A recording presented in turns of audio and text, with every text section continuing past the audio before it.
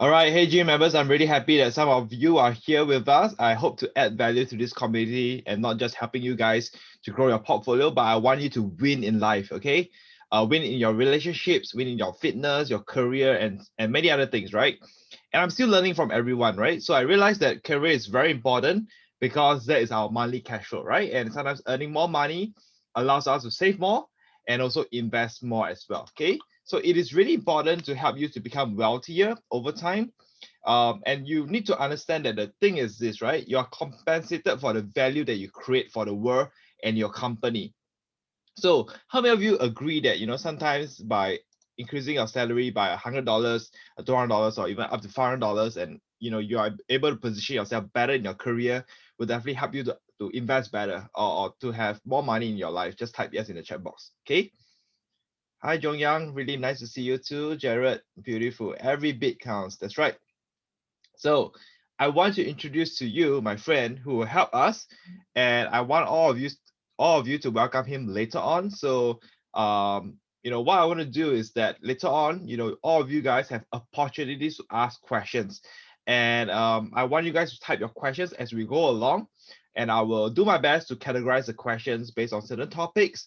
And I think you guys should actually fully exploit this opportunity. So today's sharing is by my friend called Traven. He's one of the top recruiters in Singapore.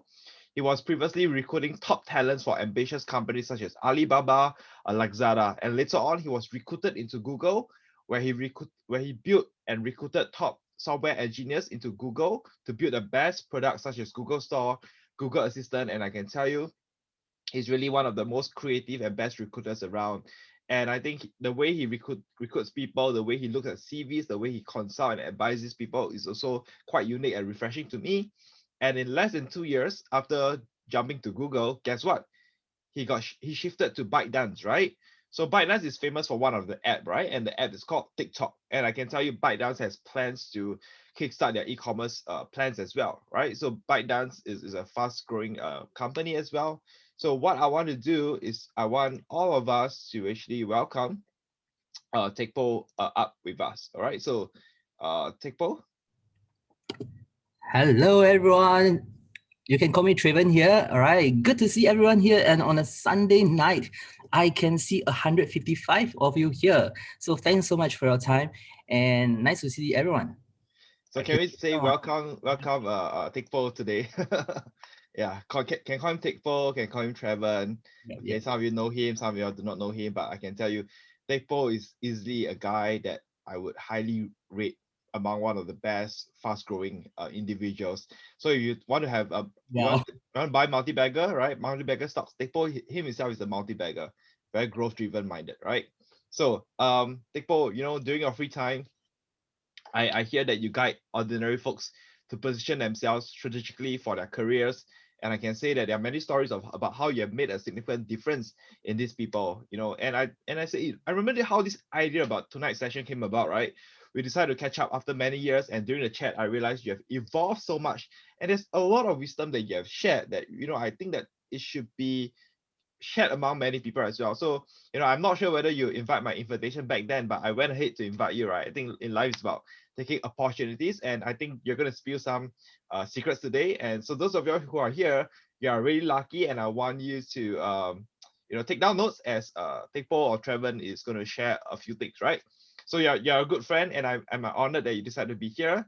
So at GIM, we definitely love people who are growth-minded, who are unafraid of challenges, who are willing to take calculated risks to improve their life. So we definitely love someone like you here. Okay, so let's have a good time together. So let's start off, right, Traven. Um, I've known you for a while, and I heard a lot of stories about you, how you have been amazing to many people as well. And I think previously when I caught up with you, you told me an amazing story about how you persuaded a candidate to take a pay cut. Okay, so over here we are talking about increasing pay, right? But you actually convinced someone to take a pay cut, right? And you told him how it is important to focus on the job instead. Could you share with us a bit about the story and what are some takeaways that I think everyone in the audience here tonight can have? Thank you, Kelvin. I think that's definitely a good question. But if you may allow me, I think I'll spend a few minutes to still introduce myself because I want to share with people about my background before I jump into sharing that story. All right, cool. So I would like to start off with telling everyone here that I started off my career in recruitment. So that is actually quite different as in really helping ordinary folks in their career. Because to me, the fact is recruiter jobs are not really helping you individual.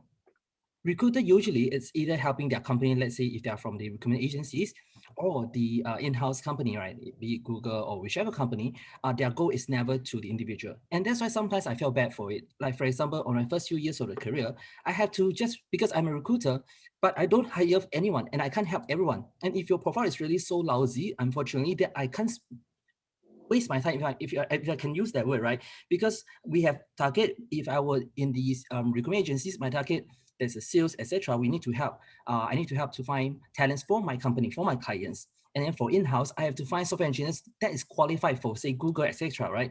So that's why in a few years ago, I actually started my own workshop and I'm doing more of a career coaching. And that is where it gives me more fulfillment and satisfaction when I can really help anyone in terms of like individuals from all walks of life and help them to improve on their career. That to me give it a lot more satisfaction. Whereas day job, I have to kind of like really focus on what the company wants. So that to me is actually very two different direction.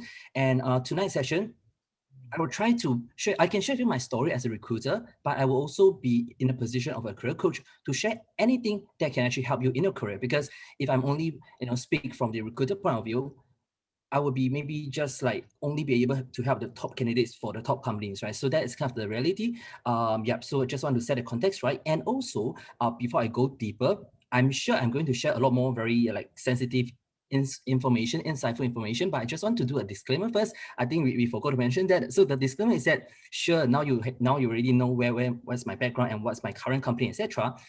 Please just take tonight this 1 hour plus session as your friend, all right, or your potential friend or your friend in future, etc. Because ultimately I'll be joining GIM, right? So just see me as a friend today, and I'll be very open in sharing. Please do not just quote my word or Traven, from Binance said this, etc. Right? This would be very sensitive, and I know that Kelvin Sito has agreed to set this meeting for very exclusive sharing. It's not for public, etc. Right? So that's why I'm willing to go much deeper for today's session. In future, I could help him to share more with like his other friends, etc. But tonight, I'm just going to give you my best, and without any reservation, etc. I will share with you like the very quality kind of like paid contents, right?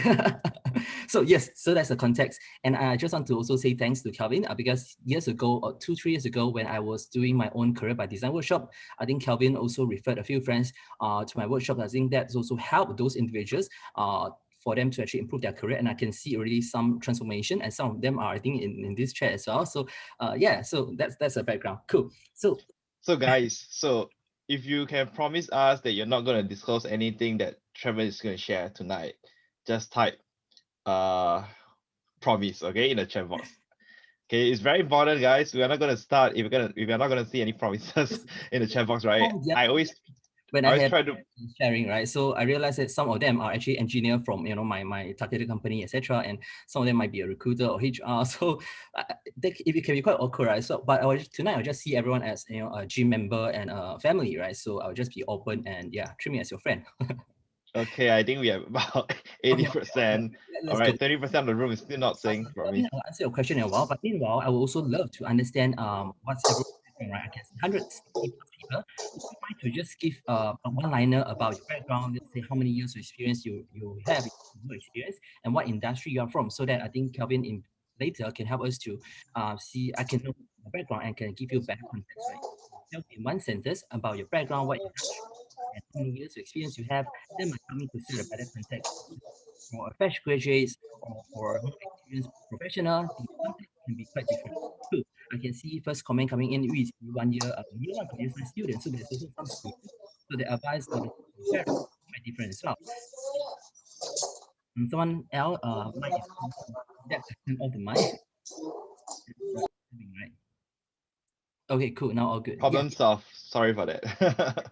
So Kelvin, let's go into your question. Yeah. The first question, So I'll just repeat my question, for those who have not hurt, right? So I think in what we always do, we always try to like increase incomes for people, put them in the best jobs that they can thrive, that they are well compensated for the work that they do.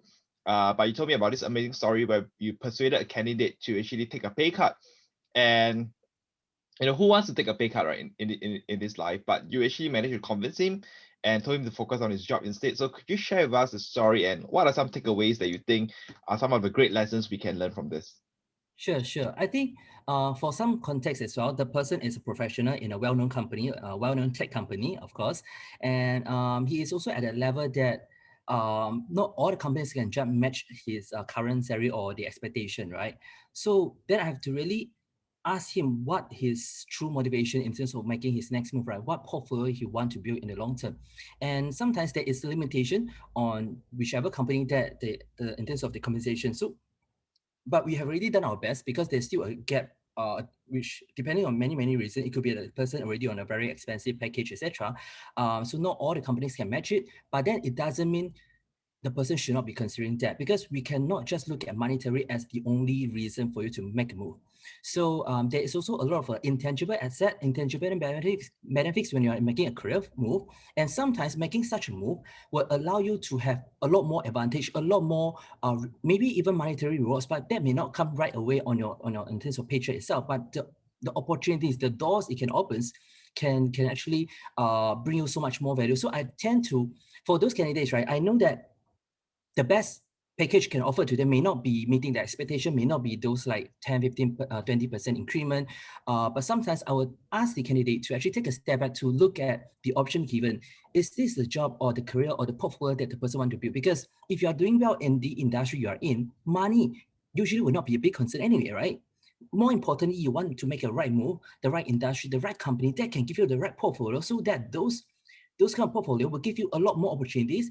And that is actually the secret, because if you're only fighting for the best salary, and sometimes you just say no to what could be the best offer for you, and you really miss out a turning point in your career. And by staying in your current company, it might not do you any good as well. If you have been already staying on for too long, for example, 4 or 5 years, usually that is a little bit too long. Anything less than maybe 2-3 years can be considered short, but if it's between 3-4 years, I would think it's actually a good reason for you to explore on the other industry, other companies, right? I mean, not in other industry.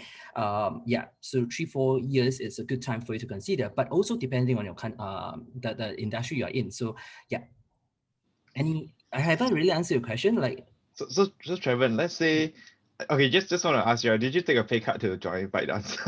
Or is there a pay increment? this is a very good question. This is a very good question, because you see, I was at Google, right? And as a matter of fact, I was having much more so-called work-life balance, right? Because Google is not exactly a high-growth company, right? I'm not talking about, say, the revenue or profits per se, but in terms of overall company, they are already a huge size. They are not a super high-growth company. This is very different compared to ByteDance. So for myself, I can share with you this secret that you can, I call it the limit test.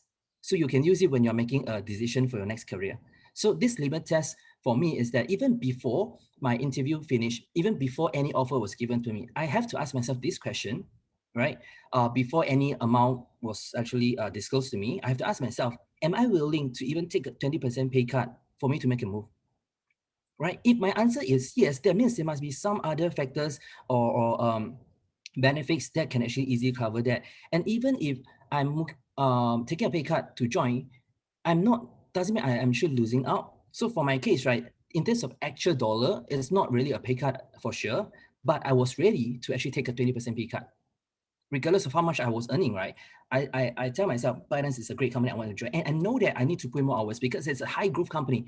I'm going to hire more people, right? And in this world, let's look at 2020. It's a world whereby so many people lost their job. Unemployment is so high around the world. But as a matter of fact, which other company has the most headcounts to fill? And I want to be part of that team. As a matter of fact, if assuming I'm in the Calvin shoe, right, money is never an issue. But if money is not an issue, then what do I want to do, right? What challenge should I want to take, right? But for me, I want to be in that position whereby I am responsible in building a technology team that is growing so fast. And to me, that is more than just money, and also a lot of satisfaction come with it, right? So that's how I actually make the decision to actually join, though luckily there isn't any pay cut. But if you were to measure by hours, yes, I think there's a huge pay cut in the way because hours doesn't mean that there is like a 996 culture or what, but it's more like we are actually very driven doesn't want to just look at hours. We don't mind actually sometimes like when since I can't travel or can't go back to Malaysia, right? I can't travel. So sometimes I do have that. I don't mind to really just look at other profiles and do something that is relating to my work. And I don't see that as extra hours or, yeah. So if you were to measure by hours, yes, I have to put in more effort, but is it worthwhile? I think yes. So I can also tell you some story as in how you can better understand this. It's like you are climbing two mountains, and this is a different mountain, and it's going to be very steep in terms of learning, etc. And it will be more challenging, more time consuming. So if you measure by just the hours, it would be like a pay cut in a way, right? But then it's really about asking yourself, does this mountain worth climbing? That's what I want to share in terms of the decision behind in terms of like making a career move, not just looking at monetary alone. And I think you shared me a concept before, right? Like when you're in the early 20s, it's about accumulating as as many experiences as possible. And maybe when you come to late 40s is where maybe money is more important. But in your perspective, right? It does make me feel like I think climbing mountains are more important. Like, I always tell people, right? Don't pray for an easy life, but pray for a life with obstacles, because that's where you truly grow. If you are feeling comfortable all the time, you're not growing. So when you talk about this climbing mountain concept, right? A very steep mountain. I think all of us, we still love to climb mountains, but do you feel that this advice more applicable to people who are the early 20s, early 30s, or what about 40s, 50s? Should they be taking such career moves as well? I do think it's quite risky. Then I have the part two as well. Yes, it's very risky. If you're in the late 30s, 40s, it's definitely going to be very risky to take the move. So for whoever student here, you are a lot more relevant in terms of doing making that decision lah. But for those who are in the late 30s, 40s, it's definitely not as easy to make a career switch when you already have, say, 10 plus years of experience in making that transition. But there's another tip I can share later on. But I just want to, since we're talking about this, I want to share that some background of myself that's more personal level, and it's not, I don't want you to think that, oh, because yes, Traven is already started investing years ago and monetary is not exactly a concern. Not really, not really. I must do a disclaimer as well. Like and in fact, it's the other way around. I wasn't, I think Kelvin has the impression that I came from middle income background. I think it's actually much lower than that. It's not exactly middle income, I think, because my situation is that my parents really, they can't really afford my university school fee. So I had to take like tuition fee loan, right? And I'm a Malaysian for some context, right? So I was on a student pass and my tuition fee at NUS is much higher. So guess what? When most people, they graduate, right? They are easily getting a paycheck like 3K a month. Back in my days, that's like I graduated 7 years ago maybe. So yeah, most people are getting that kind of money and they want a stable career, etc. But for me, the situation is so different that I need to think really long term. For the fact that I had to do my calculation, I graduated not just with a degree from NUS, but was in a huge debt. I don't know if Kelvin Sitter ever know this. I graduated with close to 60K SGD debt when I was Malaysian, right? That if you multiply by 3, that money is not my family can afford at all. They may not even have that much of savings or what. So I was in that situation that I have to think so much more about my career. And I know that if I were to earn just a 3K income or 3.58K income, that to me doesn't make a difference, right? Because it doesn't solve my problem. And I have to work for what? I calculated I have to work for like even 2-3 years without saving, without paying rental, without giving money to my allowance to my parents. Even 2-3 years, it doesn't pay back all my the debt I have, right? So I was in that situation that really pushes me so hard that I would have to think for my future career, have to think about all the decisions I made. And that's why to me, I already have in debt, right? I was in debt, right? So it doesn't matter anymore in terms of monetary. I need to make a right strategy move for my long-term career. And I need to also get out of this rat race. And that's why even at the age, I already started attending many investing courses, etc. So I think it's a good balance we want to make from there. And I know that corporate world is also not a place whereby you want to be really rich, right? Unless you can, but then it's still a pyramid scheme, right? If you to really break down what a corporate world means, there's only one CEO, right? Right. Right. Then there's a few, of course, vice president or assistant vice president, and then there's a lot of managers, etc. No, no matter how hard you climb, you are getting more salary in future, but then you also having more responsibility, etc. Then you can't really get yourself like free out of this work. So though this title of like tonight's session is like be an employee with a growth mindset, but as a matter of fact, my long-term goal is never to be an employee anyway. But it doesn't mean you can't be, because not all of us can be like Kelvin or can be like any entrepreneur to really start a company and do really well. So I just want to give you hope, but it's real hope is the thing that you can actually still do well. And despite you have this title like I am an employee, then be the best of it, right? Be a better employee, not be the average one. So and I was like so into like sharing into with Kelvin that there's nothing wrong to be an employee, right? Sure, you are an entrepreneur. Sure, anyone can be an entrepreneur, but then even be an employee, there is also advantage to us. And even though you want to be say an investor long term, right? Employee can also give you that opportunity, right? Like there's so much more I can share on this angle also, right? For example, like especially when you're in debt, there's much more risk for you to set up any business, etc. But then if you're an employee, there's so much more. You are being paid to learn from the company. You're being paid that, you know, you're doing your job. Say, for example, I recruit software engineers, but I do not need to fork out my own money to deliver the app. I do not need to fork out my money for the PR team, for the finance team, etc. But I'm still be part of this. I'm still very proud to be like an employee of this organization. So I think that kind of, that's one term, right, Kevin? There's one, there's a on intrapreneur, right? That's one word for it, Yes, right? correct. Yeah. Yeah. So it's the kind of concept that I wish all of us should have. And yeah. And what do I mean by it's okay to be an employee, but not okay to have an employee mindset? I want to just emphasize this because there's two things you need to understand. All right. One is actually job, one is career, and these two are different. Kevin, I shared this with you, right? Like, I know some of you can be a clerk, can be a what, delivery driver, a rider, etc. Like your job can be so many things. Your job can be a nurse, social worker, and certain job, as a matter of fact, it just doesn't pay as well. But there's nothing wrong with it, right? Then it's your personal responsibility to craft your own career, to find plans to make more money or side money, all of it. And that is how you can take ownership of your career. And you should still do well in your job because that's what you should be most passionate about, though there might be limitation in terms of the income, etc. Yeah, but you should always see yourself like you are the CEO of your own career. You have that ownership, and job belongs to the company, but you own your own career. Never blame never blame your company like, oh, because I cannot, Kelvin, I cannot save enough, I cannot invest because my salary is very low, right? Then I cannot invest. Like, that's my job. My job pays me very little. I have no degree. I only have like diploma. So you see, the mindset is very different, right? Agree or not? So yeah, so it's okay when you have poor academic background, poor experience, etc. You might be behind others. It's okay as long as your mindset is right, and then you can still find opportunities. That's how I was actually doing both as a recruiter on a day job, but I was also a career coach on the side. I was conducting my own workshop, etc. So that's how I still build up my skills. So you see, then we go to another deeper topic already. Skills is also what matters most in future. Nobody really cares about your diploma, degree, etc. People pay for your skills. That is, yeah, I think eventually we will go into that topic. But I hope I answer that first part of a topic, right?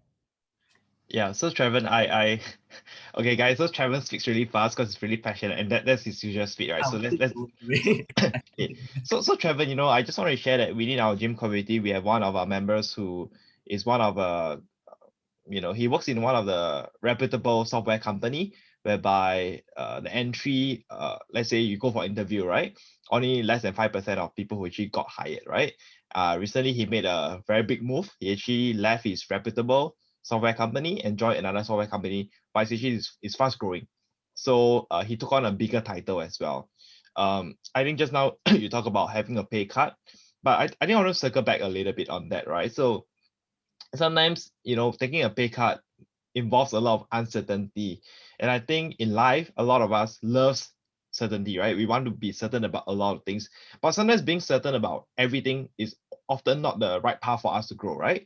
And I think wanting to grow really requires us to be uncertain. So let's say assuming that today I am about to take a pay cut by joining another company, what are some things that you would advise me to say that, hey, Calvin, if you are going to take a pay cut to join another company, you must ensure that this company got A, B, C, D, E, F, G, right? And how do you know it's the right move? So what are your A, B, C, D in terms of telling this person, you take a pay cut, you go there, eventually 3-4 years later, your pay will actually match up to your previous pay and maybe even exceed. So what are a few things that people should look at when they take a pay cut and join another company?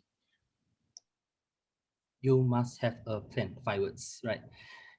But the plan doesn't mean you must have a plan, but the plan may not be exactly as you think of, let's say, 2 years down the road. The plan may change, etc. But you must have a plan, knowing that what could be the potential risk, potential outcome, and what is the worst case. Because on the worst case, it's just a lesson learned, and that can be your story to tell in future.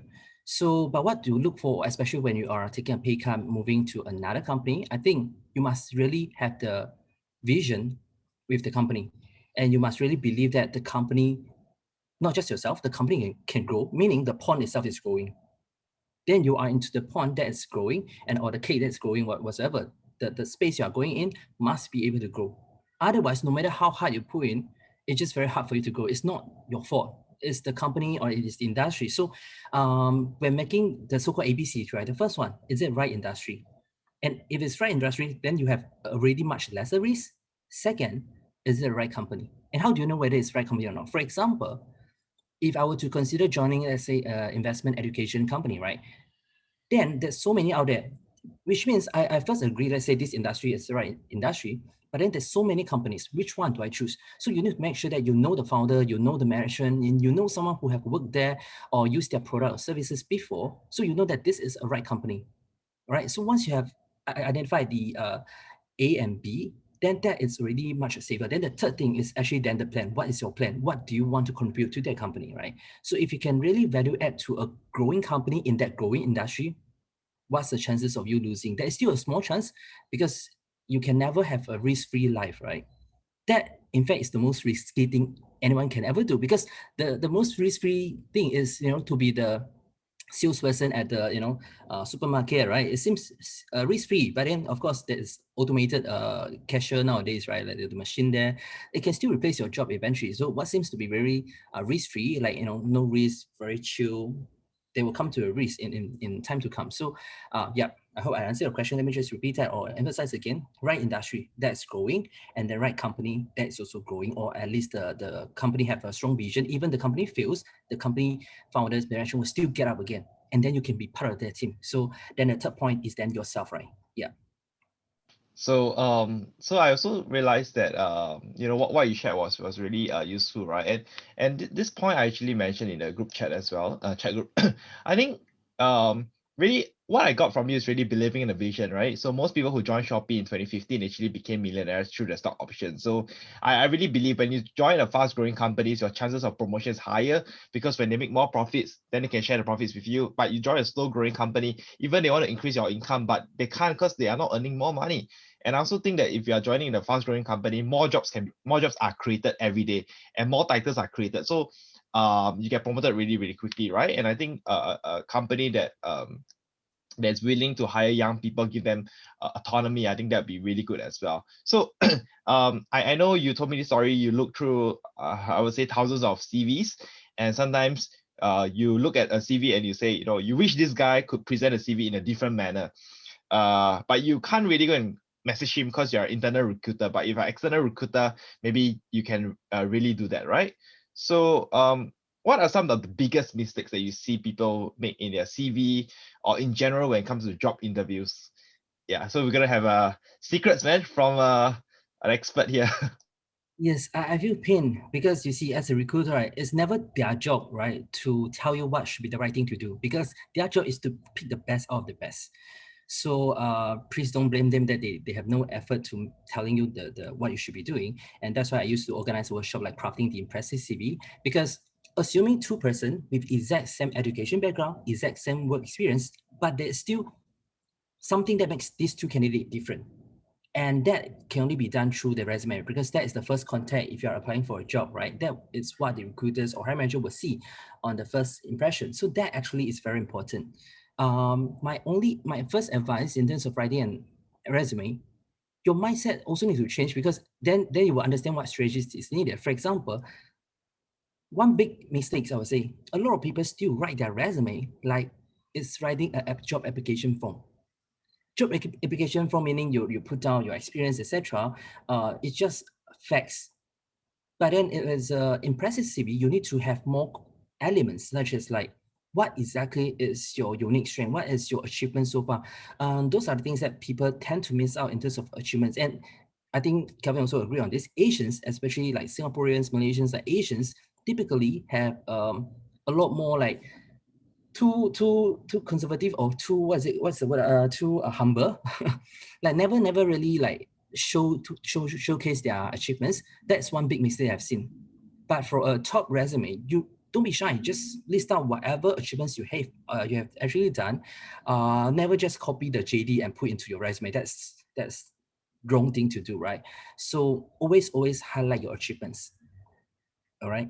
So that is one big advice you should actually do. Of course, in terms of achievement, how do you then do that? There's a STAR approach, right? STAR, I kind of situational. I mean, that can apply during interview as well. Like you can search like STAR method in writing resume and then STAR method for interview. Basically, you need to tell a story like what exactly was the challenge, what exactly was the problem, because you need to also set a context. It's not just about numbers. It's not just about, oh, I saved 33% or blah, blah, blah.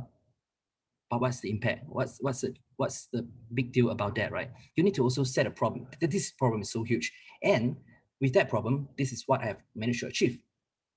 So you need to highlight and show a contrast, so that as a recruiter, they may not know exactly what you have been doing, but that would already be more impressive than you would just list down your day-to-day responsibility.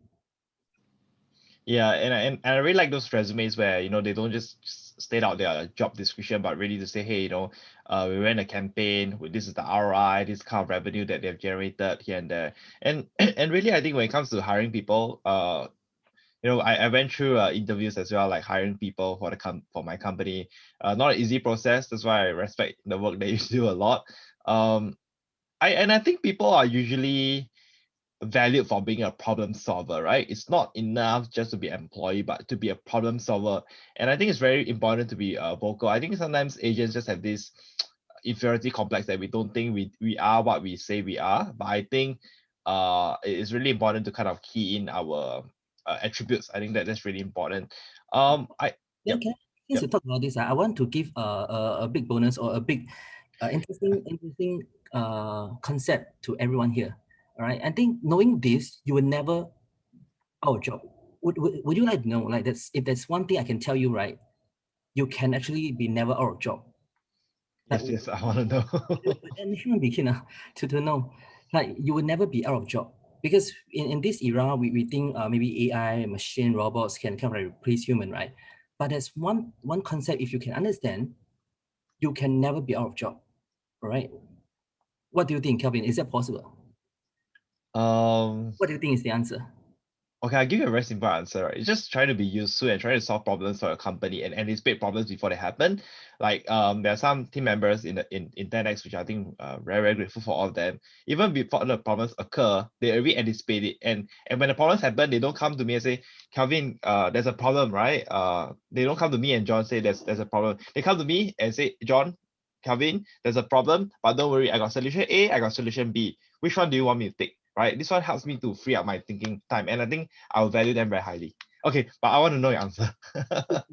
And I think you have mentioned correctly in terms of the direction, but then you mentioned also the company. But my point is, a job is only created when there's problem.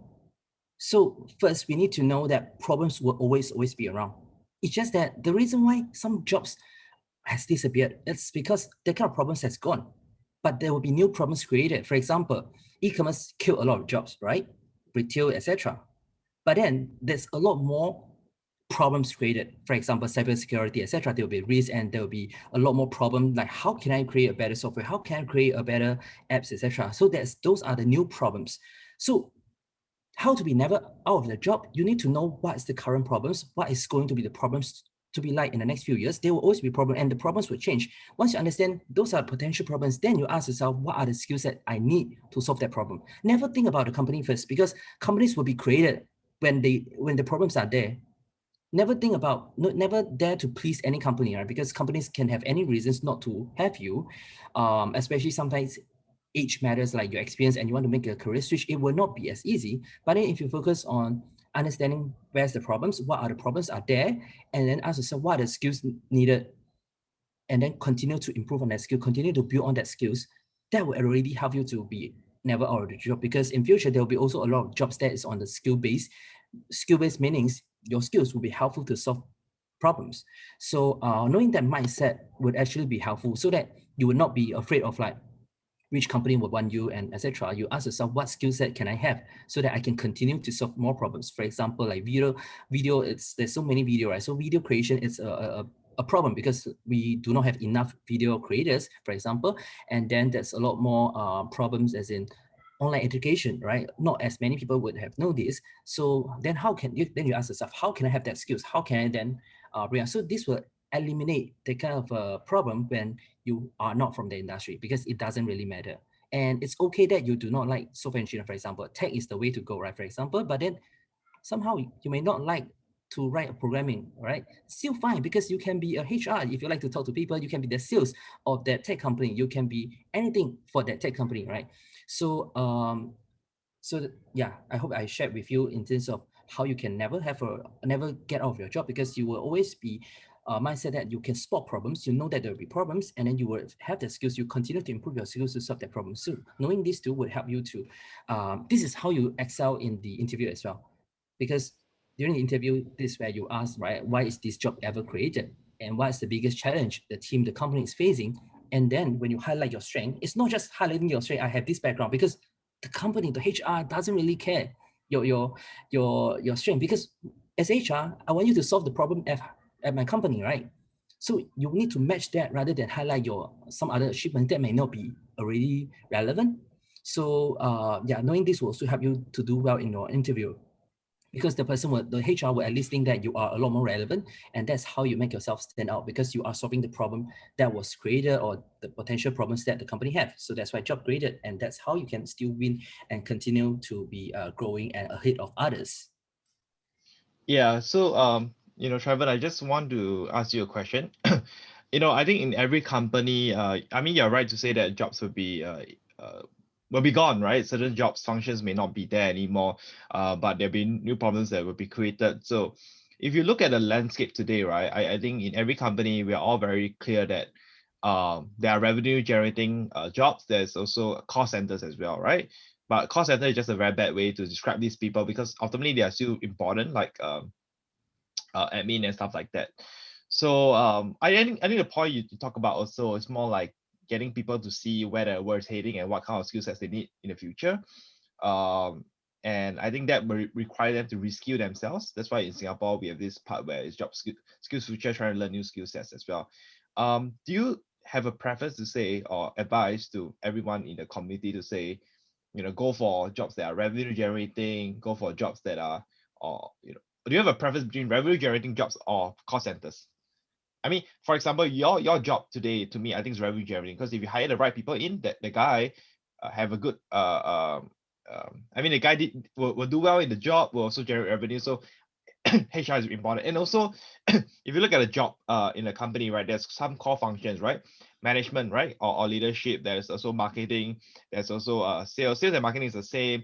There's admin, there's IT, whatever it is, right? Do you have certain preference for people to be in certain department, or something along the lines? Not really. I think the angle is quite different here, because but if you to understand your question correctly, I think it's even more important to ask yourself like, do you, because the revenue generating thing is more like, do you want to do a job that has the demand that market pays? Certain job, for example, even arts, music, I could be doing, like, in fact, I love magic, as it was, you know me for years, right? But that to me doesn't really give me much revenue. I don't think I'm that professional to be, because even I have a for professional a magician friend, like, it's still not as easy to get that kind of gigs to have a pretty good income. But if you're, let's say, in a tech company, your average income can be already much higher than a professional magician, for example, right? Then so you need to ask yourself, you need to balance these few things. What are my strengths, and what's my passion, and what are market pace? There's these three circle. There's also a word for it. Passion, market pace, and what you're really good at. So the ideal case, so-called career by design, which I shared in my workshop and years ago as well, like, you need to find a sweet spot. But of course, that's ideal. Not many people can really be in that sweet spot whereby the person is doing what he's really good at, what the market pays, and But the point is you need to know where's the sweet spot and how you can move yourself and which area do you in. Because I believe most of you either be in one of these circles, right? Either you are doing what you're most passionate about, but you're not just making enough income, or you could be in a banking, in a financial institution, in a job that pays you really well, but you're not satisfied, right? So, or it could be that it could be either of those cases. But then the point is for you to move from where you are to where you want to be, or where is the ideal case. So never pick a job just because it's like revenue generating or not, but you need to understand where you are and what do you need and what's your eventual goal. So I think that methodology is more important, because if I would to really need cash, of course I would want to be in a revenue generating area job or even sales job, because if I need money, I will do that first. But then if it's weekend or afterward, that's when I can do my passion, or could be like the artistic stuff or music, etc. That may not pay me well, but I just enjoy doing it, or magic, etc. Right? So you need to balance this, and you need to allocate right resources, as in your time for it. And this is how you can have a career by design and not default. Default as in what is written on the job description. That is default. That's what the company wants you to do. So that's why some people don't feel satisfied, because they are doing the job description, like what's given by the company, but not what they really want. So I wouldn't say either of like revenue or not, because depending on the situation. But if money is not an issue, then you should then focus on what's missing, what else I want to fulfill, what's missing in my job. So there's a lot more coaching questions that you can ask yourself more. Then you can work out a plan, a strategic plan for you to move towards to. Yeah. I really like your framework, right? So passion, marketplace. It's not fine. Not for me, by the way. It's I think it's from Japanese. Japan. There's one framework. Is it? I can't remember. Ikigai, correct? Exactly. Ikigai, yeah. You see, you don't need to know exactly the name, but as long as you know the framework, etc., you can still move forward. Yeah. Okay, so we have a couple of questions from our audience. So guys, you guys are very active, really nice. I think that's very important. I think I have talked enough about mindset. I want to also give more value to this team, this community, right? But more strategy, more specific details. Let's go deeper. There's one question I love, a few on headhunters, right? What headhunters look for? Because my background, I was both a recruiter, career coach, and also an agency headhunter. All right. So there's some tips I can really share with you. Whichever industry you're from, I saw a lot of comments earlier from different industry, right? But whichever industry you're from, there will be recruiters, there will be headhunters in that industry. Because for intern HR, they might be really much more busy. They are usually very focused in helping the company. But then from an agency headhunter, they are a lot more willing to help you in terms of your knowing you first, etc. Because you are their product, right? As a matter of fact, you are their product, because headhunter is to sell talent, which is you, to their clients. Even if you are not looking out for a job, you need to know who are the top recruiters. May not be the top, but some recruiters or key recruiters in your field. You should always have those contacts. You should always know them, or at least let them know you. All right. So there's a few ways, and this advice is even applicable even if you are not looking out for a job. And let me just give you one very powerful sentences.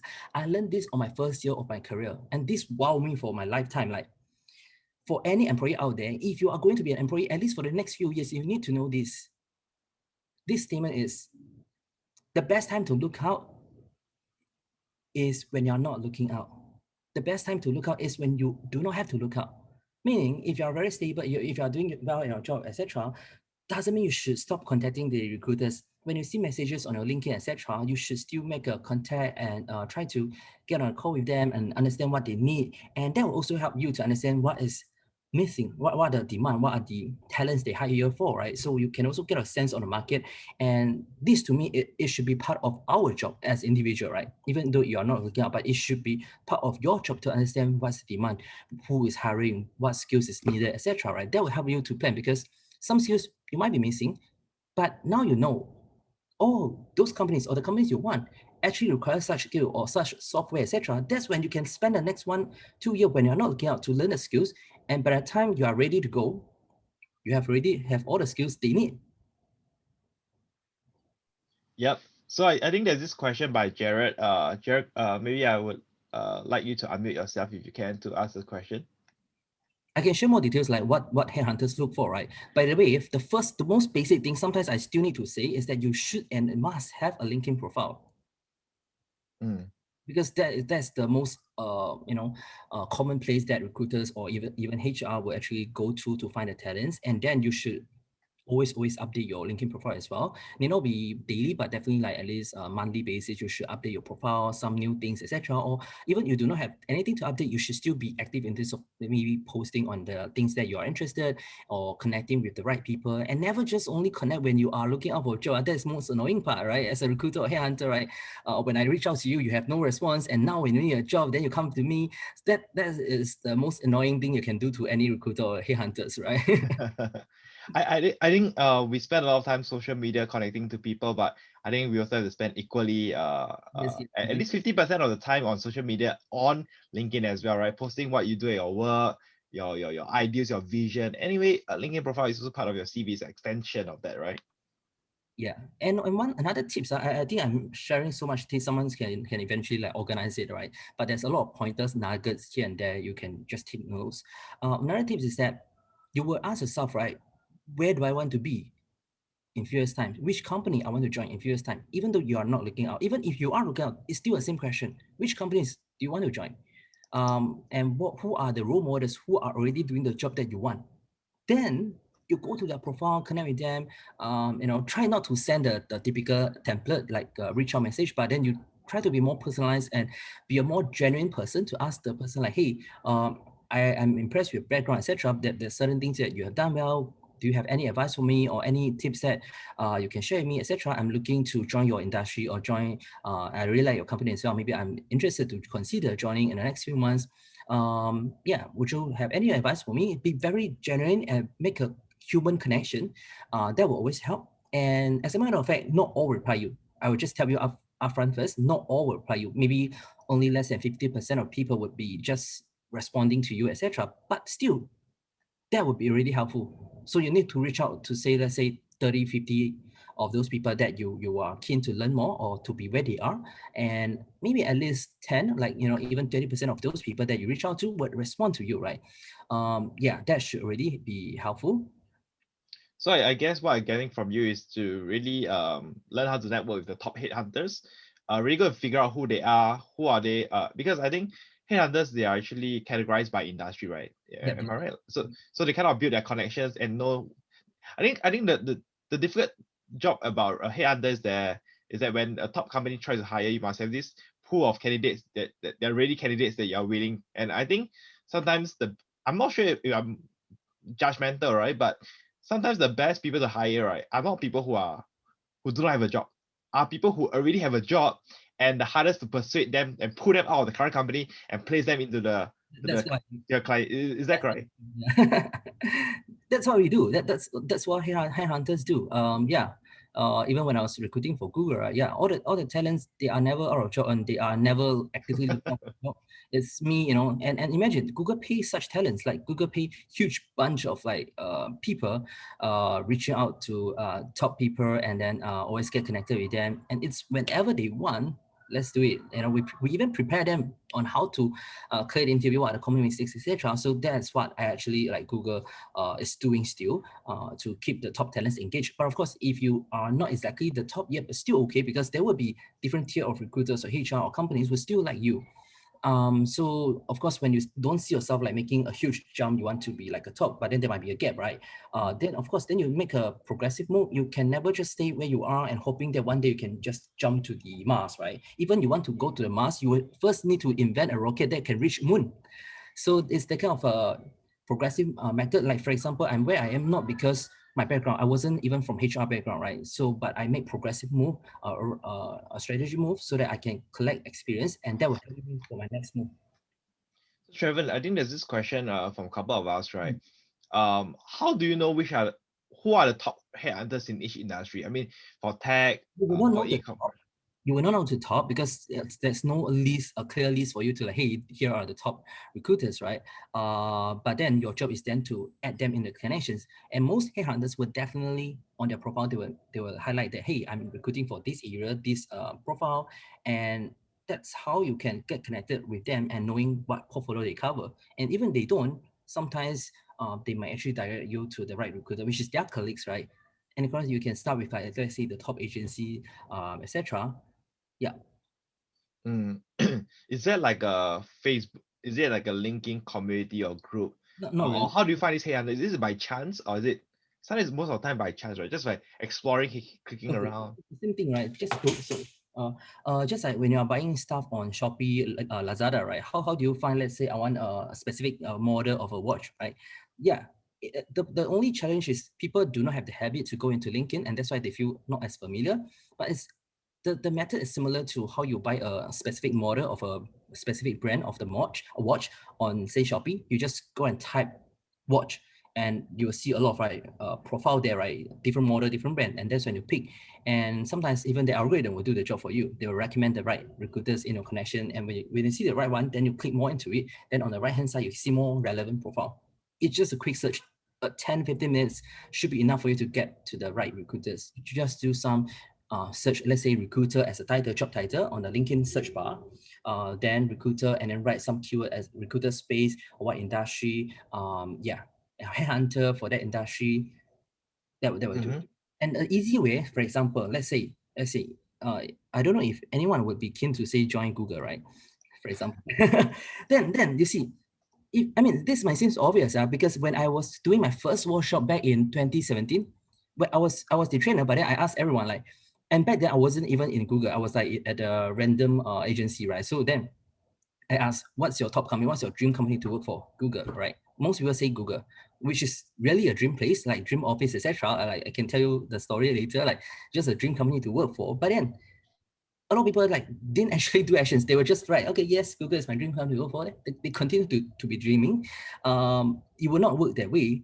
But my point is, if you want to join, for example, a specific company like Google, that's when you then search for recruiter, headhunter, HR with the Google relevant. Like there will be a huge bunch of a recruiter at Google. I just connect them. Why? Because they will be posting jobs.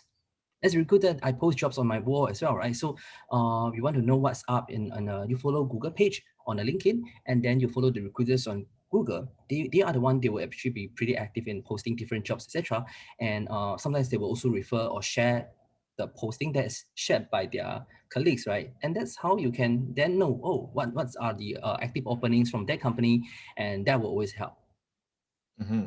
All right, so let's get some questions in. I think there are a couple of ones that I missed, but Jared, if you are there, could you unmute yourself? I think you have this question about um your situation in the local bank.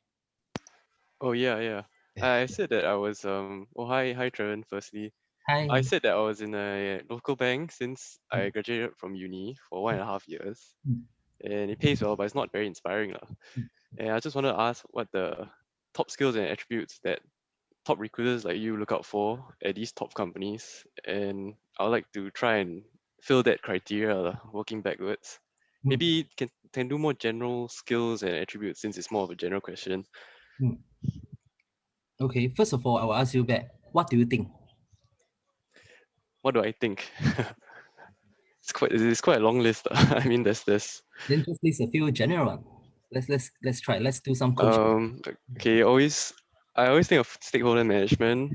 Mhm, These days more of coding languages also. mhm, Then project management also these mhm, days. mhm, mhm. Um, Besides that, academic records. Um, oh, they always say self-motivated, intrinsically motivated. Okay. Then okay. Let's take a pause here. Another question is, what do you want to be then? I don't have a specific role to be honest, but I have a specific space. For example, Uh, Portfolio management. what kind of portfolio then? Um, What could do be you could be equities or stuff like that. do? Cool. What company needs that then? What company needs that skill? Any fund management company or Okay. any even banks and stuff Okay. like that. Okay. I will take a pause here. I think that's a few minutes of coaching in action. So that's how coaching works. But anyway, Mhm. area. First thing, actually what Jared has mentioned in terms of like stakeholder management, if I listen correctly, stakeholder management and project management and a few other things he mentioned, right? But I was a bit shocked, you know why? Because all this, in fact, is necessary skill for all the jobs, right? Which job doesn't really require stakeholder management? Which job doesn't really require project management skill, right? It's just that maybe certain jobs have higher weightage on that skills. Project management as in specific tool, specific project, like PMI as a certification. But in stakeholder-wise, like, or self-motivated, all this is necessary skill, even if it's not on the JD. I just want to emphasize that you need that skills in order to thrive and to stand out among your peers. You need to have that as a basic skill, all right? Regardless of whichever company, even in your current company, I believe you need that to do well above average. Okay. Okay. Yeah. Then the next part is the portfolio thing is right. I realized, I mean, from the way you asked me as a career coach, I just got a sense that you wasn't really sure what you want to be. Sorry if I'm too direct, but I think that's why. Yeah, you're right. You see, before, okay, there's a few steps. I mean, I covered in my workshop, which is a long thing. I try to summarize it. But the point is, before you do job hunting, before you look out for what's out there in the market, what's there in the job, what they want, you first turn off your laptop, turn off your mobile, just put a pen on a paper in front of you, nothing else. And ask yourself, what's my skill set? What do I want to be? You need to do, what is it called? Housekeeping, or like what? Like do your own self. I call it what? Because recently I don't really conduct that frequent on the workshop. I forgot the term I even use myself. But basically you need to do a cleaning up in terms of like what are your skills, what is your unique strength, and then you need to do a self, what is it called? A self understanding first before even you reach out to the market. Because if you don't know you yourself as a product, right? Because as a matter of fact, when you are joining a company, you are the product, right?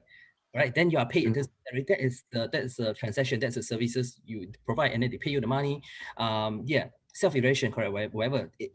The word doesn't matter, but you need to do this first step first, just like I did as well. I need to know what are my strengths, what's my interest, what do I want, and what am I really good at. A lot of all these questions first before I even go to LinkedIn, go to other job. Because don't be confused. So don't join any industry or any job because there's demand, because that pays well. That will be also potentially your regret if you are just following others, because you can never do well when others have more passion than you, and you will just die there because that's not what you want.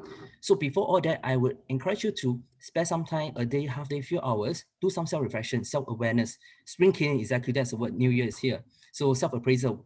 All these are correct. Self-evaluation, all this is correct, but you need to do all these things. And I can give you some pointers. First, a few pointers are, and I'm not just talking to Jared.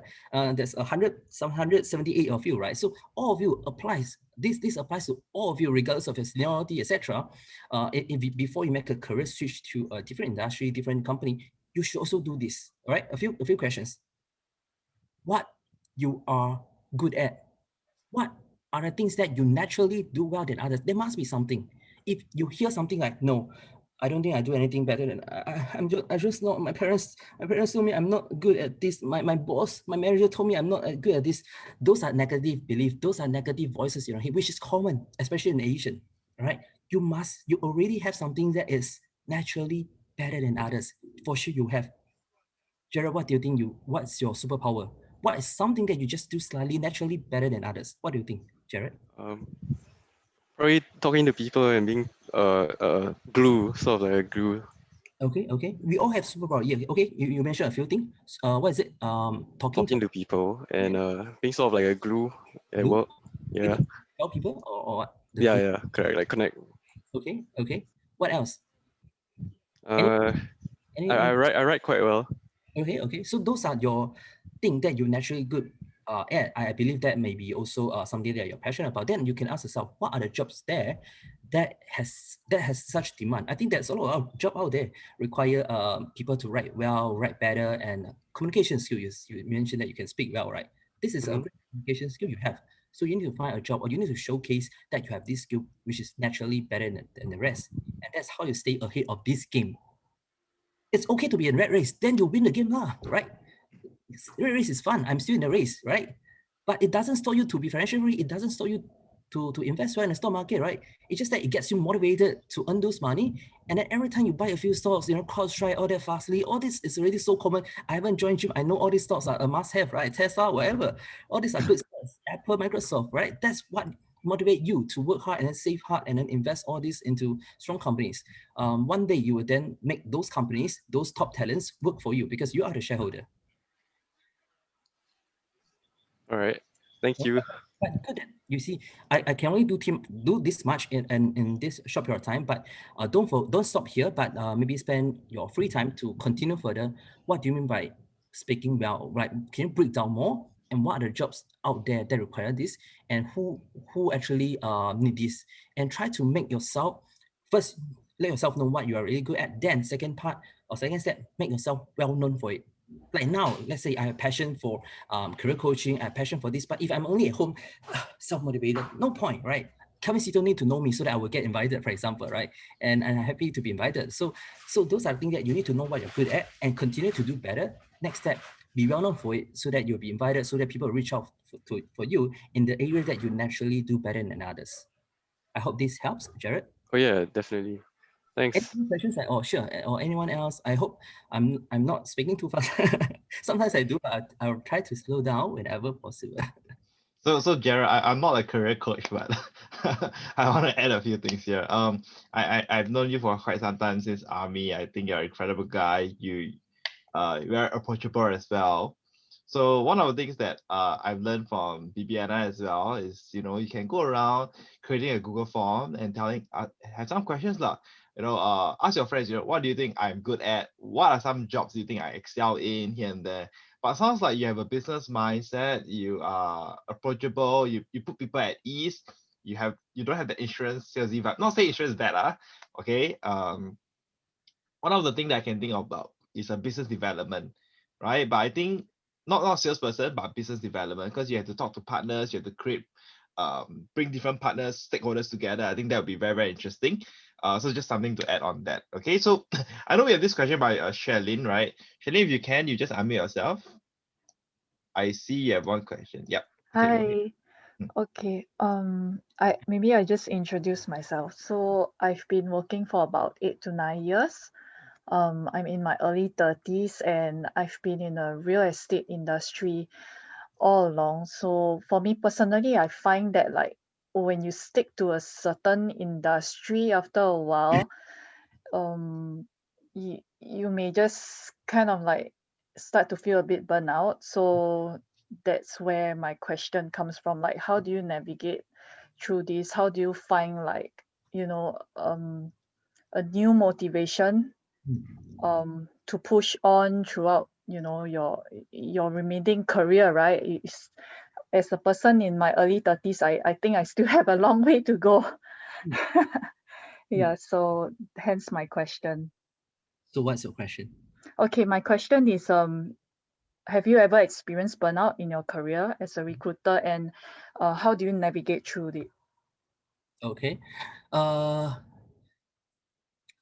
don't know if it's considered burnout, but definitely I have times that I feel stressed and challenged and feel like, is this the right career for me? Even I had a story when I was in my first job, right? That was into just 9 months, 8 months.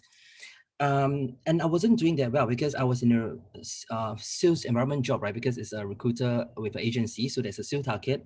I thought that's what I want, and then I thought that's what I'm good at. But somehow it's not because my mistake, but the policy, the structure there, that there's restriction on me, and it's a local company, it's an environment that I just cannot do as well. So I even had a doubt of myself, like, should I go back to the course I studied, which is in the building course, building construction, right? I studied in NUS project and facilities management, which has nothing to do with HR. I wasn't into that yet. Then at that point, I feel like shit. I was like working till 8, 9 p.m. at that point, and then wasn't doing that well until around the 8 months, 9 months. Even I had the experience already in my year one, right, like first year. So I definitely had that burnout question.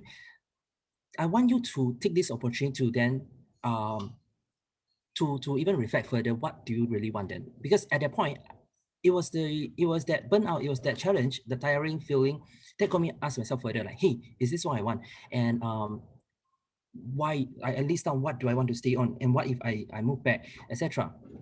You list down what are different options for you, and don't stop asking such questions, because it's not an easy thing or solution right away that you will have it. Because burnout is not just happen, also it's accumulation. And that's why to solve it is also not a one-time solution. You have to stop. You cannot stop asking yourself this question: what do I really? You need to slowly ignite the passion. It cannot be that then the magic of the passion is there. But ask yourself, what do you really love doing? And assuming money is not an issue, what would you be doing? Let's try this, right? Shirley, I hope you don't mind. I don't know where you come from, and you mentioned some industry and 8 to 9 years experience and early 30s, all that. But what do you love doing, assuming money is not an issue? I think I'll be interested in doing something more business development related, or something that's more of social work. I would think either one. But of course, actually I happen to be a junior. You mentioned you were in PFM, right? I was also in PFM. Oh, cool. So I kind of like took that course, but when after doing internships and stuff like that, I felt like it wasn't the industry that I wanted to be in. So I moved on, and I was in a government service for quite a while. It was, for me, it was an interesting place to be at, more BD related. It's just that after some time, I think I got tired, and then I decided to move on. I'm in another job, but I don't feel that kind of fulfillment anymore. I think I'm that kind of person. I like to help businesses.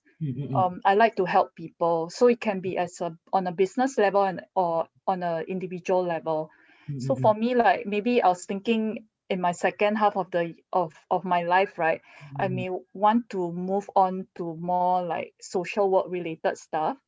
But of course, I feel like I at this point in time I need to build up the funds so that I have the luxury to go into a career that's not so highly paid, you see.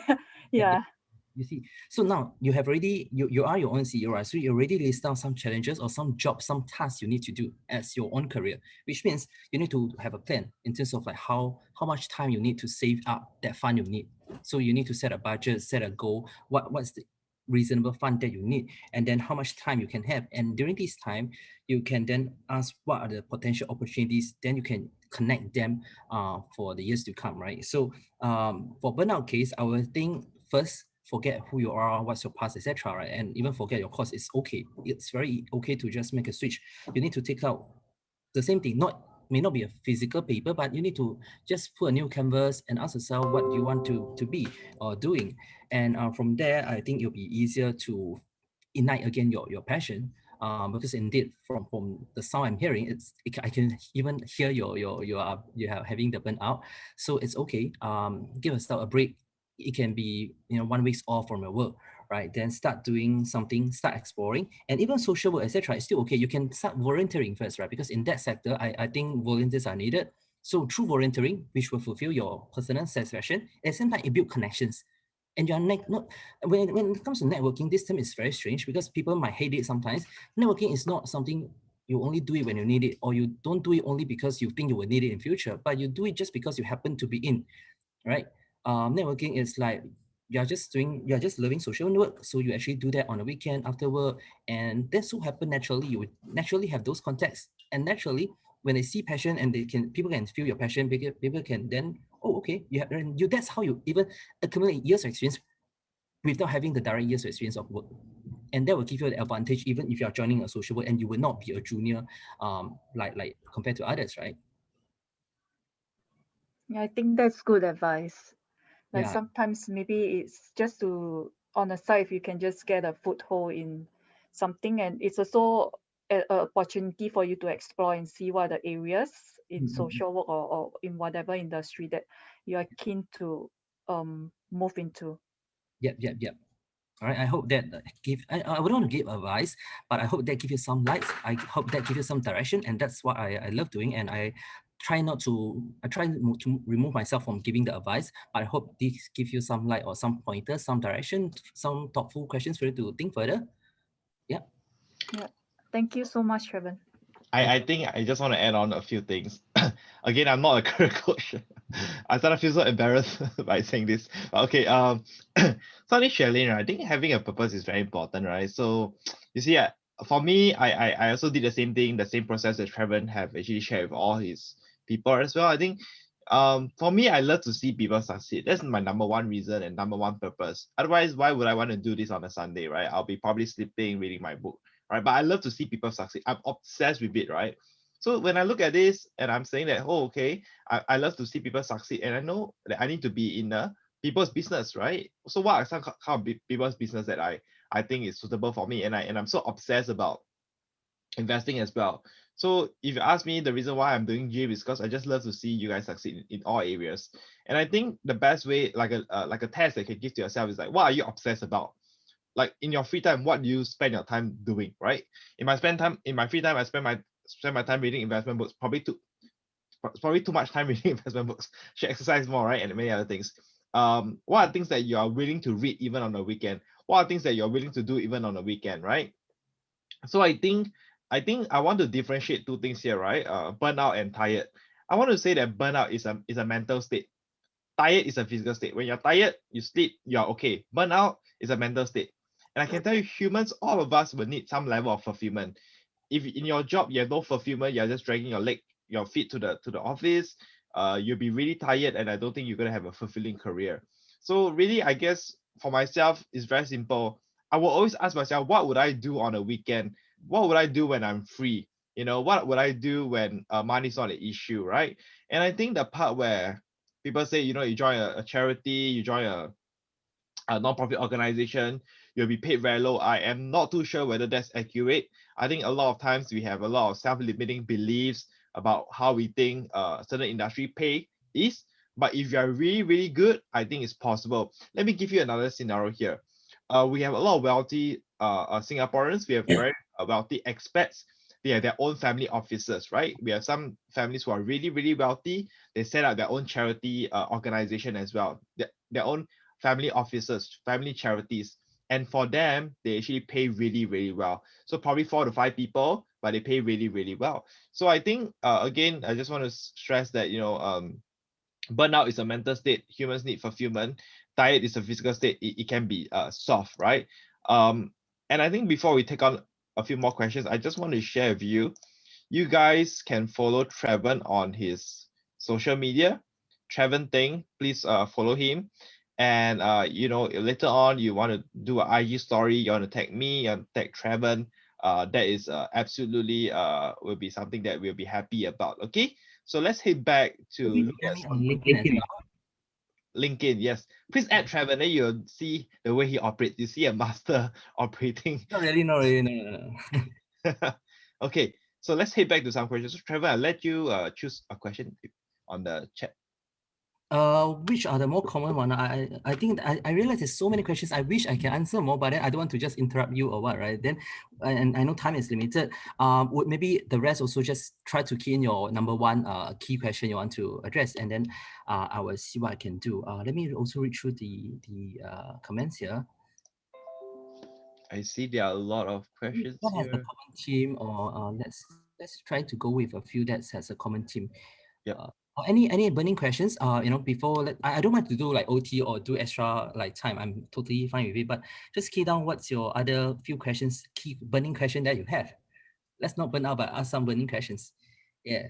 Maybe I ask this one very common. I think a lot of us, after we graduate, we like to work for MNC because we have that sense of security. It feels very secure, right? So Yong An asks, if we are working in a large company, no matter what we do,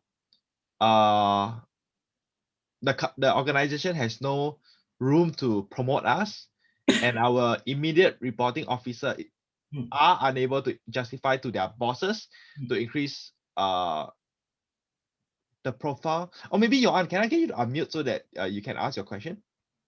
I think this is a very common question. Yeah.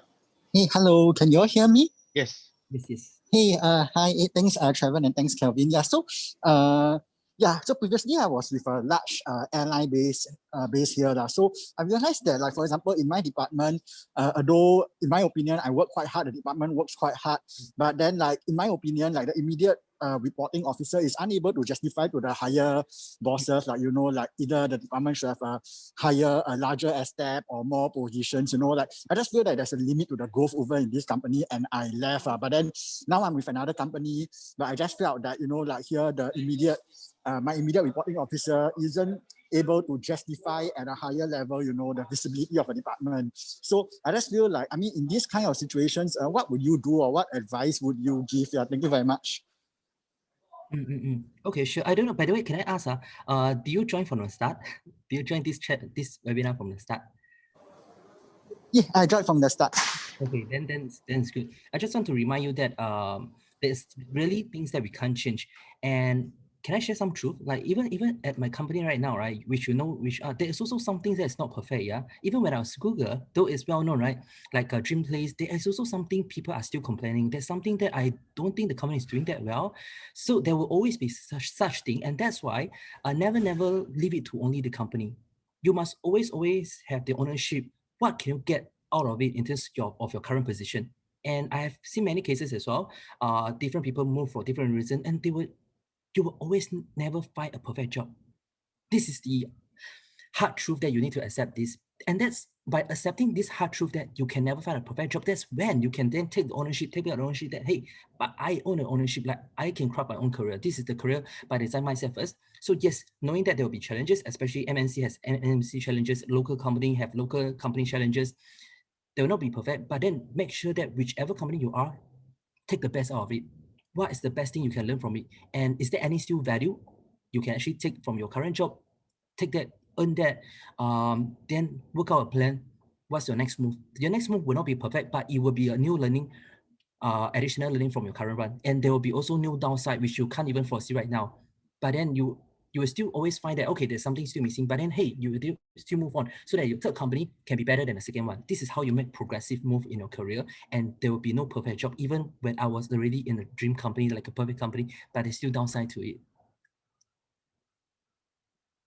Yeah, I hope that I Okay, haven't. thanks, Traven. Thank you. Yeah. I hope that's not too generic. Is there anything that you want me to go deeper? Just let me know. Is there any aspect? But I want to give the framework first. Yeah. Is there any area that you want me to go deeper, like how you can make a move, or any specific thing you want to ask? Because the more specific you can ask, the more specific I can tell, right? Otherwise, I have to go from a framework angle. For me, right, I would always look at a company whether it's fast growing. I mean, in the context if I'm an employee, and a couple of things are culture and values. Whether do they whether the leaders are dismissive, whether the leaders are open-minded, whether the leaders are open to learn, whether the leaders are coachable. So when the values and culture is really bad, right? For me, even though the pay is good, right, I don't think I will have a fulfilling job lah. I think culture and values is sometimes what people do not see, and I think it's really important when you go LinkedIn, right? Go message some employees, because employees sometimes they will tell you the truth in the company. You know, otherwise you sign a contract, you go in and then you got a probation and you leave the company within 6 months, 3 months, it doesn't look good, right? So you have to do all your advanced research. It's just like researching for a company. One thing can I add on? Because even though you see, let's say, I don't know, Tesla as a company, right? Let's say it's a dream company you want to work for because it's a, you know, they are doing something that's amazing, right? That's like not just for money, but then they want to do something new. Then if you check with someone, oh, let's say a Tesla engineer, and the person can say bad things and the person can tell you bad stuff, but does it stop you? You need to know your reason also for joining, and there'll be downside for it. Even values, some people or even a specific team might have value that's disaligned, but are you still able to work with? That's also a skill, right? Because in terms of career, in terms of our life, you don't want to work only in the place that you like, on the things that you like doing. When you're in the comfort zone, how do you then learn, right? And how about if you see yourself able to still in a company that is not perfect, working with a manager, colleague that is not perfect as well, but you're still able to learn and grow together. That to me also a skill set, and your next job can only be better, right? All right, so let's have this Thank you. question. Okay. Let's have this question from Jonathan. What are some signals that tells us it's time to move jobs, right? What advice would you plan to give someone who plans to jump into a different industry? Okay, I love the second question first. Can I just answer that? What Yeah, sure. advice would you give to someone who plans to jump into a different industry? And I even shared this tip in my workshop previously, like how do you then get into a job without any experience? What do you think? Get into a job without experience. Or even from a hiring manager point of view, right? Let's say, Kelvin, you want to hire a trainer, you want to hire a designer, but I do not have the experience. Would you hire me? Like if I do not have the experience at all, and you really need someone with the experience, most companies need someone with experience, right? Like I would not hire. Yeah. as a matter of fact, that's true. That's the truth. I'm glad that Kevin, you're honest. Most company, right, want people with experience. But then you ask, but if you are not giving me a chance, how can I have the experience? And sometimes fresh grads like to ask this question, right? Like, yeah, I'm a fresh grad, but sometimes, you know, JD, you welcome fresh grad, but then you want people experience. Sometimes it's a bit of conflicting here, right? But still, you'll be very, very surprised that there is tons of like fresh grad with a lot of experience already. And no matter what, people will want people with experience to do the job. Otherwise, I pay money to you for you to learn, right? That's very rare. That's very rare. So you need to accept the fact that people will want you to have experience. And back to your question, what advice would you give to someone who plans to jump into a different industry? Which means I suspect that when you're moving to a different industry, you likely do not have that experience. So before that, my advice for you is have some experience first, build some experience by taking on project, by doing cyber volunteering afterward, etc. You want to build your career. Let's say I'm still in my job that I am okay, but I want to move on, say next year to a different industry. And next 1 year, I will do volunteering, I will do part-time, I will just do for free. It's okay because you need experience. You see, you do things for free, but you get experience. And then you use your experience to get paid for doing the work you love doing. So this is like the game, and this is logic behind. And if you only want to wait and pray or hope for people to pay you without experience, why would any hiring manager would want to pay you for when you do not have the experience, right? So my advice for you, get experience first. If you are new to the industry, learn something about the industry, know the leaders, know the key people in the industry, and connect with not just headhunters, but someone already doing the job you want. Yeah, so I hope that answered your second question, yeah? How to even move to a job without experience. Get some experience, different form of experience. May not be a full-time experience, but still some experience that will help you to get ahead. Yeah, that's one. What are the signals that tells us it's time to move jobs? I think this is more for you to ask, what can I tolerate, right? Right. Some people can be hours like, yeah, I don't want my contract says 8 hours a job and you are working 9 hours, you are already complaining. You are just cannot take it, then it's fine. Then maybe that's a signal for yourself to move on. But some people say, okay, sure. I don't want to do more because I want to achieve more in the short period of time. So I do more and I'm okay with it, for example. Then yeah, that's not a signal. So same challenge, but may not be a common challenge for different people, right? So the signal you need to ask yourself, what is my criteria? For example, back to Kelvin mentioned earlier as well, value. If let's say if your manager, if your colleague has negative value or has a value that doesn't align to you, does it matter to you? You need to ask yourself first. This is back to the self-evaluation earlier, right? What are things that you cannot take, like you cannot accept? And yeah, if for the things you can't, then it will be a signal to you because this is very individual. What are the signals that tell us to move to a job, right? Even pay cut, for example, my case, I would still be happy to stay in my current job, even my company were to announce pay cut, right? That wouldn't be a signal for me. But for some people, it's a signal because you need their money, right? For example, then that's when you need to know what are your own signal, what are your own tolerance on a different aspect. Yeah, so just want to mention that my first job, I think some of you know, I was being hired as an analyst without a degree. And for that company, it was the first. I am the youngest to join their team and the youngest and the one without a degree to join their team. And how did I get there? Without experience, right? I posted all my investment analysis on investing blogs, investing forums. I was vocal about it. I write it on my social media, but perhaps some things cannot write, okay? But I write some things on my social media. I participated in contests, right? Back then, I wasn't investing in US companies. I was investing in Singapore companies. I joined competitions organized by the brokerage companies. I publish my reports online as well. That's how you gain recognition. That's how you gain awareness. And anyway, not to sound like I'm arrogant, right? I was actually I didn't even ask for the job, but the job was given to me. You know, no degree, the youngest, and I was given a job while I was in army, right? So I think whatever that Traven shared with us is highly applicable. It's really putting yourself out there and spending time with people who you want them to eventually be your colleagues. So for example, if you know that all the coders hang out in certain places, then spend time going there as well. Actually, there are a lot of events. Like if you want to be in the fintech industry, right? Then join a fintech festival, right? And when the fintech festival, I know it's on Zoom this year, early I think it was last year, but they always have Slack group. They always have those closed Facebook groups that you join in, and then you suddenly open to a pool of people already, right? For example, I give an analogy, but this is something that I think all of you can use. If those who are single and available, all right, let's say I speak from a guy's perspective, you want to hang out, you want to meet a very good lady, right? Then don't go to the, okay, I'm judging, I'm making a lot of okay, this is just an example, okay? So I will not spend time in the clubs. I will not spend time in KTVs to meet the girls that I want. What I will do is that I will pay money to actually attend courses, right? Can be investing courses, can be many different courses. Why? Because people who actually spend money, who bothers to learn certain things, they are already growth driven already. So it's already pre-filtered already, right? So anyway, like people who are here attending this event on a Sunday night, most people will be sleeping, will be watching Netflix, will be doing whatever, right? So if I want to find someone that is actually suitable for me, I will not go to clubs, KTVs, right? I will spend time spending money to learn about investing, because these people are growth minded. By the way, I do know of some friends who got to know each other because they attended an entrepreneurial course together to learn how to become entrepreneurs. In the end, they became together. So let's bring it back to a career, right? Find out where are the people hanging around. I think I can tell you all the headhunters, they also know each other quite well, and sometimes they do meet up each other quite well. So find out where they hang out, right?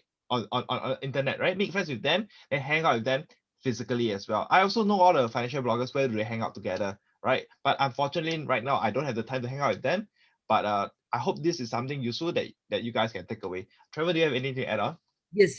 One thing I think, in fact, might be some of the reasons why all of you are here. It could be that you must have read something Calvin has written, Calvin has shared on radio station, Calvin has published something on the YouTube, etc. Right? He does all things for free, even for the public, not just for GIM member, right? Of course, he does more exclusively, like more premium content in the community itself. But the point is, he value add to you first. And in fact, you must have already benefited from him, from his sharing, even if it's a preview or whatsoever. He must have already added value added to you first, and then you pay for the cost. As a matter of fact, that's how the world works. You value add to people first, and that's when people would actually don't mind paying you and etc. This is how you even prove yourself, like, hey, is this a skill that you are actually better than others? If you are, then that's when you do more first. Before I even launch my course, right, I do all these things for free, career coaching. I just, because it's what I love doing, right, I just get my friend to give it a try. Hey, what challenges do you face? Like, I do all these things and people just come to me, okay, sure, free, then it's okay. But I just do and I get the experience. And for the experience, I learn so much that I can actually put into a course. So that's how I actually you value add to people first, and then subsequently you have the skills. Yeah. Yep. So let's see. Let's take about 1 to 2 more questions. Let's scroll up. Okay, do you guys have any questions? If you want, also emphasize, want to emphasize something. It's really about, we are all, I mean, especially for this group, we are all about into investing, right? Into investing into strong company, grow companies, and not any lousy companies, right? And we want to buy into something that's asset, which is cash flow generating, revenue generating, etc. But one thing I want to remind you, that all of you are the asset. Don't forget that. There's even one saying I sometimes I think it's not so right thing. For example, like I think I saw something recently. Robert Kiyosaki once said, "Go to school, get a high-paying job, and that's bad because you're working for others. Instead, we should work for asset." Blah blah blah. Right? But I personally think we are actually the assets, right? So because every month the income you have is actually like positive cash flow, and it's a revenue that you are actually taking on. So I think we should also value add to ourselves so that we have more assets, we can bring more value to people. That's what I think in terms of like seeing yourself as the company. Because like Kelvin mentioned to me, I am one of the high growth person in his opinion, but because it's not what he said, but this is how I want to position myself. I want to be always high growth, and I can promise any one of my friends that whatever you have met me or conversation, right? I promise you the next time when you see me, I'll be a better person. I can still value add to you. There's one friend who attended my workshop 2 years ago. Like he was asking privately, right, at PM, right? Hey, I know you're sharing this Sunday, right? Do I still need to attend, or is there something new, right?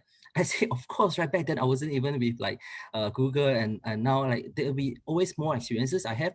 And likewise, if all of you can have the mindset like always be better person, I'm sure that whichever new company, they will also want to hire you, or you will definitely have higher chance. And this is also back to one keyword, employability. I think if I were to summarize today's sharing, etc., it's really helping you to improve your own employability.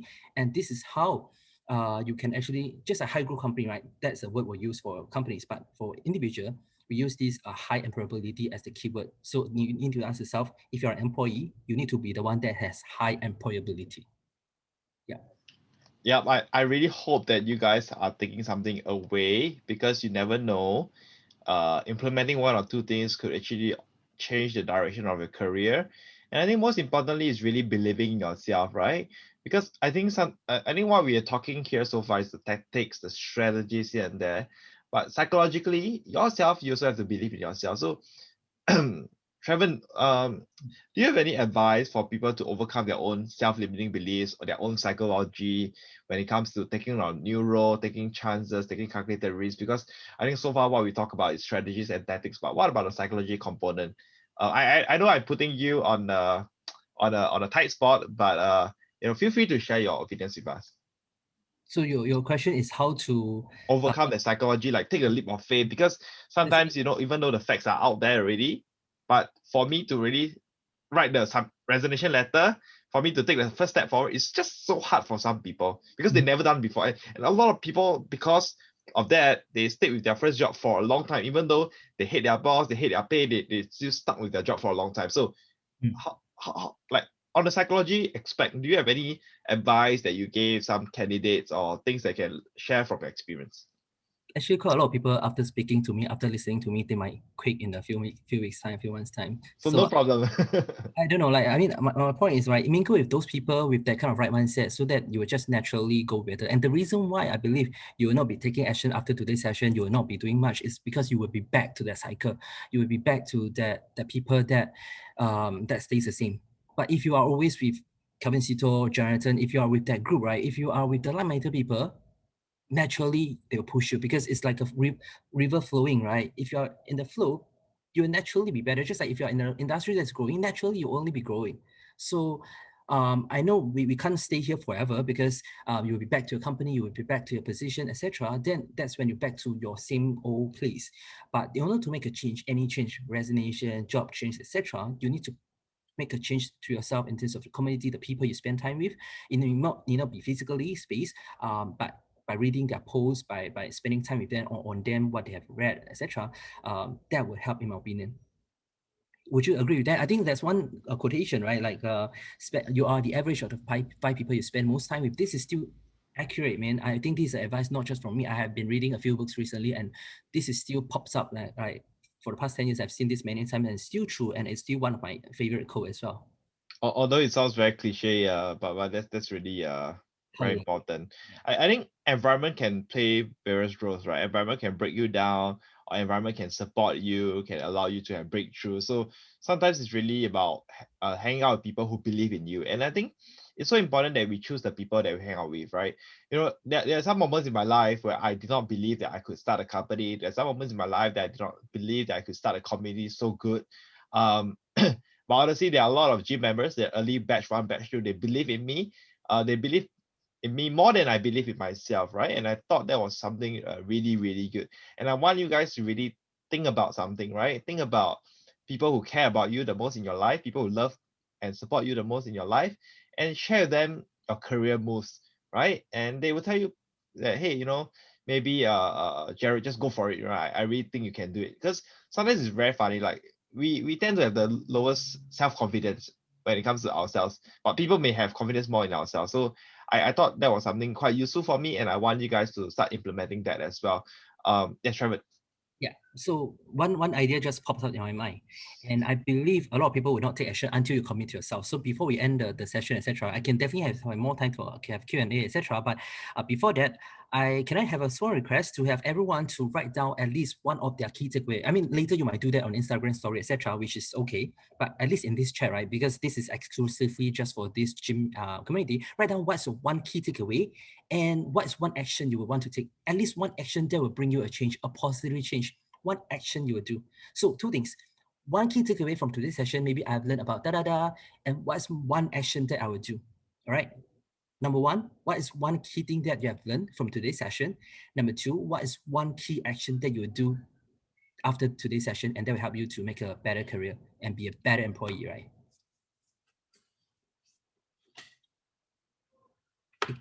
You are muted, Kelvin. Yeah. So let's look at I think Yeah. Edmund mentioned that we need to take charge of our own career by design. Awesome. Need to have a LinkedIn profile. That's your action. That's great. Do a self-reflection where I my feet better. Yeah, self-reflection. It's sometimes it's missing, but it's very important. Action, move away from the current work. Cool. If you know that you have no passion, move on. It's okay. Individual mindset, position yourself, connect with the community, update LinkedIn profile, take away how to sell yourself. Yes, exactly. And sales is the essential skill everyone must have when you are going for interview. That's when you are doing a sales. You are selling yourself, which is nothing wrong because you have value. That's why you can sell, right? Yeah, based on skill, what matters most. Connecting with leading headhunters, update my LinkedIn profile. Key takeaway, more active on LinkedIn profile, build connections. What else? And any last question, or based on Kelvin, based on your earlier notes, etc. Any other burning question, important question I have yet to answer? Okay, I think I have one question, but I just want to mention I like the way how Jared writes it. Know what you're good at, then market the shit out of it. In fact, you can follow my on my YouTube as well. Just Google. I have two channels. One is for fun, like not so professional. The other one is more professional. And one interview series. I think that's what I started during the COVID phase one. Then one of the key guest speaker. Of course, I have Geraldine. I have also another person. He's in the director of a top company. Right? Of course, he moved on recently. I will not share his name, but you can see on the my YouTube channel interview series with different people, right? So one thing he shared is very good advice, just one sentence, which is find out what you're good at and be well known for it, right? Let you digest a bit. Find out what you're really good at and be well known for it. That's what his advice is. I think it's very powerful. So yep, keep it coming, keep it coming. Write down what's one key lesson you have learned and what's one key action you want to do after today that will help you. And I Yeah. think in your next series of chat, etc., ask them back this question. Whoever attended this session, right? Have you done the action, etc.? Because if you have no actions, no point learning. Learning will not make you a change. It's only by implementing the change or the actions that will bring you to a better position. Right? It will take you a few more steps to your dream job. It's fine, but you'll get there if you take the action tonight.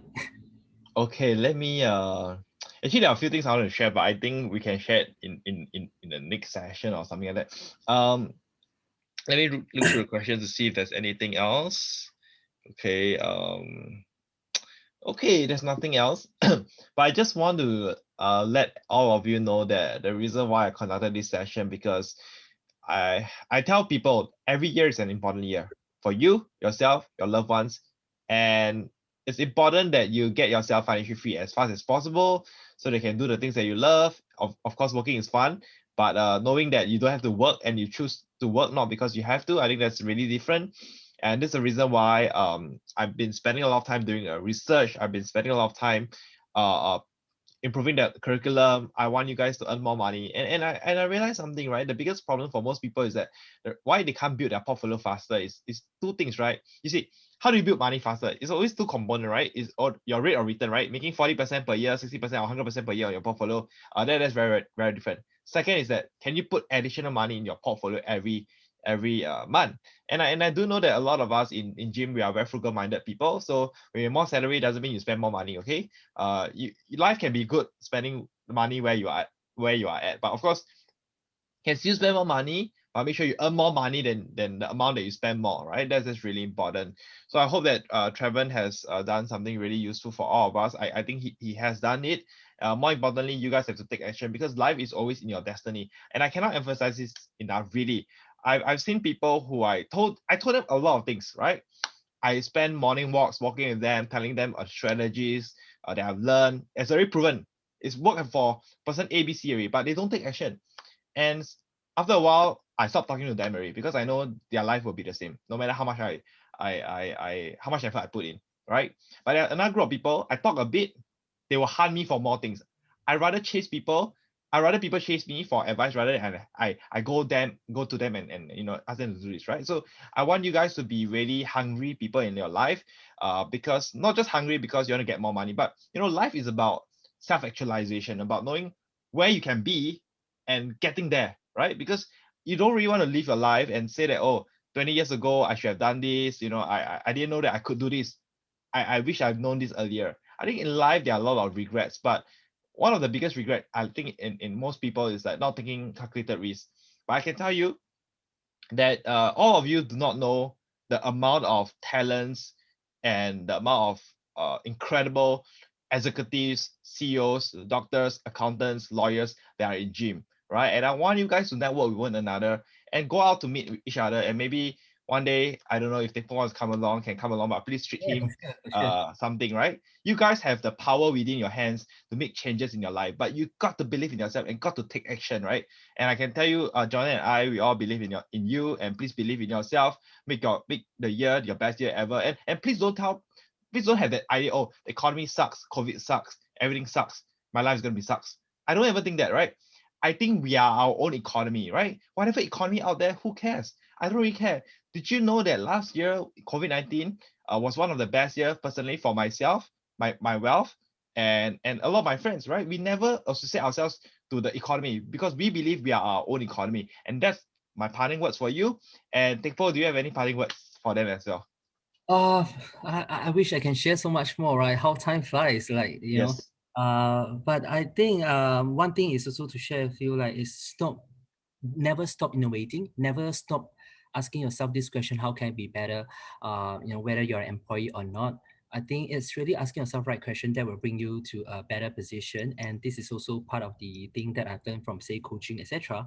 So yes, a lot more, I think. But I would say, if I were to just summarize, and never stop innovate yourself. And I want to also say something that's aligned to GIM's goal and mission, right? Which is not easy to have an investor, at least one investor in every household, right? In fact, that's one thing that this is very easy to achieve. And this can be done because everyone can already be an investor, even if you're not in the stock market, because this is the matter of like mindset, right? Because if you're going back to work tomorrow, right, you're investing 8 hours of time at least into the work. So that is investing, in my opinion. And it's just that, do you want to invest your time into a company that's growing, into an industry that's growing, or if you prefer to stay the same just because it's comfortable, just because it's easy? So I'm not asking you to resign tomorrow, please don't, until you have a plan. But the point is, you can always be an investor, and this is how you can influence people. And this is totally, I mean, what Kelvin and Jonathan is doing is totally aligned with my mission as well, though I do not have this statement. But I think all of us should have this mindset as well. Like, you are already investing your time, whether you are investing your career and you're investing, the whole framework thing is applicable, is the same, the whole concept.